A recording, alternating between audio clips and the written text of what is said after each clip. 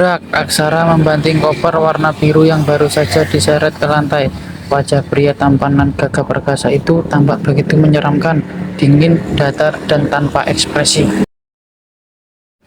Kita memang menikah, tapi jangan harap aku akan memberikan kehidupan yang indah layaknya pernikahan. Kita hanya menikah karena perjodohan sialan itu. Dengan wajah memerah menahan kesal, Aksa terus saja mengomel. Naura Kalisa, wanita 20 tahun yang baru saja dihalalkan beberapa jam yang lalu hanya mematung. Dia menatap suaminya tanpa kata, dan itu semakin membuat Aksa kesal. Wajah lugu dan polos gadis itu sungguh sangat menyebalkan di matanya. Aku mengerti, Mas. Lakukan saja apa yang kamu mau. Lirih Naura. Wanita cantik berambut coklat sebahu itu tersenyum manis. Naura bukannya tidak cantik. Dia sangat cantik, wajahnya lembut dan keibuan. Tubuhnya juga ideal dengan tinggi 160 cm dan berat badan 50 kg. Tapi bagi Aksa, notabene adalah pria sukses dan Casanova. Tentu saja dia bukan tipenya. Sangat jauh perbandingan dengan mantan-mantan kekasih di masa lalu. Bahkan dia saat ini masih punya kekasih yang bernama Mona, wanita cantik berusia 25 tahun yang berkecimpung di dunia model. Mereka sudah bersama hampir 2 tahun, dan hanya Mona saja kekasih terlama Aksa. Jika sebelumnya hanya bertahan hanya dalam hitungan bulan saja, Aksara adalah pria yang tidak suka berkomitmen. Dia hanya butuh wanita untuk menghangatkan ranjangnya saja. Dan dengan Mona dia mendapatkan lawan yang sangat sepadan. Wanita itu tak pernah menuntut macam-macam. Hanya dengan uang saja maka dia akan menurut bak kerbau dicocok hidungnya. Jangan berlagak polos. Aku tahu kamu mau dijodohkan dengan aku karena aku kaya, bukan? Kamu hanya ingin menumpang hidup di keluarga Winata, sinis Aksa. Dia bertolak pinggang dan menatap tajam wanita yang memakai gaun selutut berwarna biru dengan motif bunga-bunga. Terserah Mas Aksa menilai aku bagaimana. Kenapa harus aku yang disalahkan? Kenapa Mas sendiri nggak berusaha untuk menolaknya? Sinis Naura. Jangan dikira karena dia miskin akan bisa diinjak harga dirinya. Itu hanya ada di dalam novel dan drama Ikan Terbang. Kamu, mata Aksa melotot dan nyaris keluar dari tempatnya. Dia tak menyangka wanita yang bahkan belum pernah dia lihat sebelumnya ini bisa begitu berani melawannya. Aksa pikir dia wanita lemah yang akan mudah ditindas.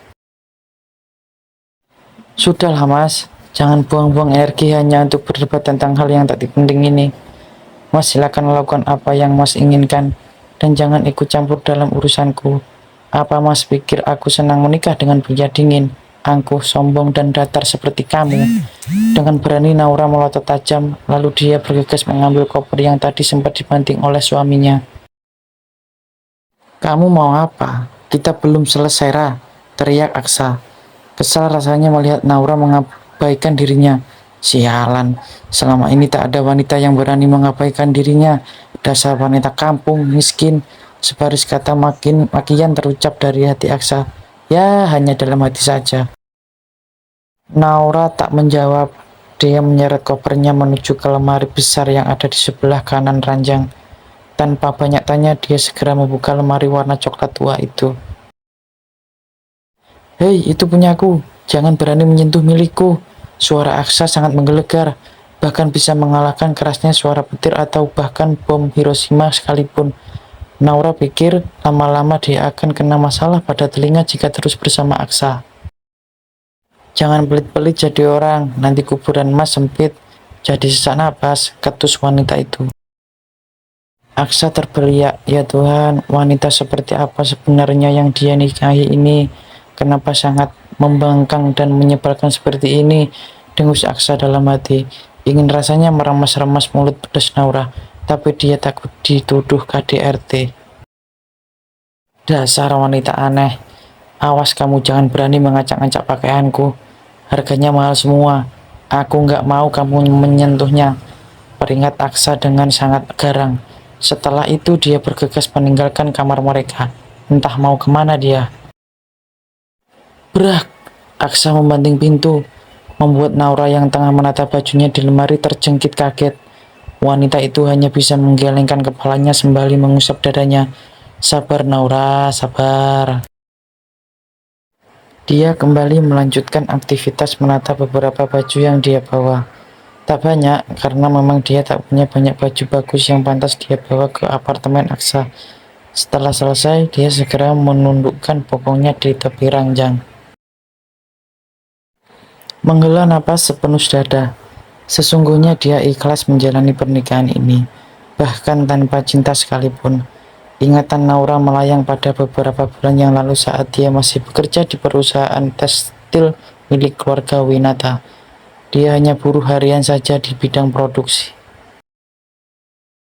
Saat itu Naura akan berangkat ke pabrik. Dia tengah berjalan sendiri menuju ke tempat dia bekerja.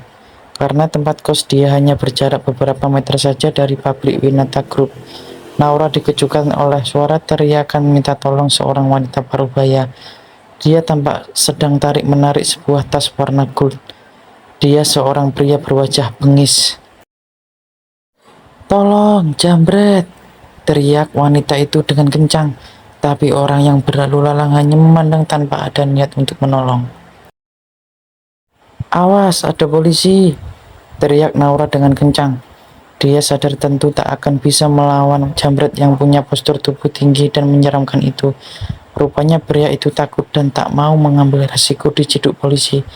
Dia segera melepaskan tas yang tadi dia tarik dari wanita parubaya itu, lalu segera menangkring ke atas motor besarnya dan memacu kencang meninggalkan tempat itu. "Alhamdulillah, makasih ya Mbak, sudah menolong saya," ucap wanita yang terlihat seperti orang kaya. Dia memakai dress warna gold dan high heels warna senada dengan bajunya. Tas yang tadi sempat hampir kena jambret juga kelihatannya tas branded. "Sama-sama Nyonya, saya tidak membantu apa-apa. Apa Nyonya baik-baik saja?" tanya Naura dengan lembut. "Alhamdulillah loh Mbak, kerja di PT Winata Group," tanya wanita itu saat sadar Naura memakai seragam khas pabrik itu. "Iya Nyonya," jawab Naura dengan sopan. "Kamu kerja di pabrik keluarga kami. Nanti waktu istirahat kita makan bareng ya. Aku ingin berterima kasih sama kamu." "Naura Nyonya, panggil saja Naura." "Naura Nyonya, panggil saja Naura." "Ah, iya Naura, nama yang cantik, secantik orangnya. Panggil Tante Alina saja. Jangan lupa ya, nanti Tante tunggu di lobi. Ingat wanita cantik itu." "Iya Tante, saya permisi dulu. Sudah hampir masuk, permisi." Naura bergegas meninggalkan wanita yang terus menatapnya itu. Di benak Alina terbesit sebuah rencana. Alina segera menyusul Naura yang sudah lebih dulu menghilang masuk ke dalam area pabrik. Seperti yang sudah disepakati bersama Alina, pada saat istirahat tiba, Naura bergegas menuju ke lobi, dan ternyata Alina sudah menunggu di sana. Dia tampak berbincang dengan laki-laki tampan yang masih muda, memakai setelan kerja warna hitam. "Dek, bukankah itu bos Aksara? Apa Tante Alina itu mamanya?" batin Naura bertanya-tanya. Dia sudah ingin berbalik badan saja tapi terlambat. Alina bahkan sudah melihat kedatangannya. "Naura, ayo sini!" teriak wanita parubaya itu. Dengan terpaksa Naura menghampiri wanita parubaya itu. Naura mengangguk hormat pada pemilik pabrik yang memang terkenal dingin dan angkuh itu. Jangankan menjawab anggukan Naura, bahkan pria itu tampak sinis menatapnya. "Ini anak tante, tentu kamu sudah kenal dia kan? Ini Naura, dia tadi sudah menyelamatkan mama lo dari jambret. Jika nggak ada Naura, entah apa yang akan terjadi sama mama," ucap Alina. "Semua karena Allah Tan. Kebetulan saja tadi Rara lewat situ," ujar Naura dengan sopan. "Ya sudah, ayo kita makan siang. Jika Naura telat jangan dipotong gajinya ya. Awas kalau berani, ingat sang mama." Aksa hanya menangguh saja, dan dia segera berbalik arah meninggalkan keduanya.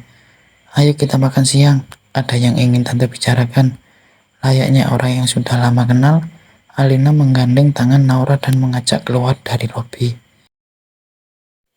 Tante ada satu permintaan sama kamu, Ra.